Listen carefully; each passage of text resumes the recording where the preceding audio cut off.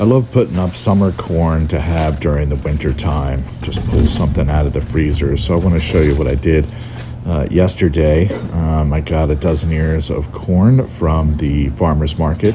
Got some water boiling to blanch them.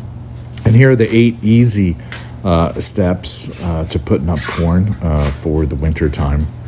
First, I'm going to shuck these, and then I'm going to clean them just with a kitchen towel to get all that silk off. I still like to wash them and get any final debris off before I put them in boiling water. It's they're gonna taste nicer if they're taken care of. We're gonna blanch these by putting them in some boiling water for about, 4 minutes. I had 12 ears, wound up doing 3 rounds of this.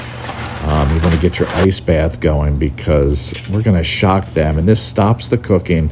It's going to stop these things from getting starchy in the freezer, and they're just going to taste great in the winter when you pull these out and cook something like a corn pudding.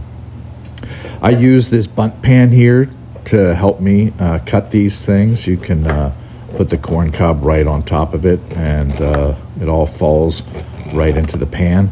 I always like to scrape off the cob too to get that extra cream. I portion these out to 2 cups, so that's 16 ounces per bag. That's easy when you grab them in the wintertime from the freezer. I like to freeze them flat here because this way, as you can see now, they can be stacked vertically in the freezer and hopefully take up less room. I'm going to date them August 2026 and be able to pull these out in the wintertime to make corn chowder, corn fritters, corn pudding, baked corn, you name it. I hope you can give it a try. It took me less than an hour.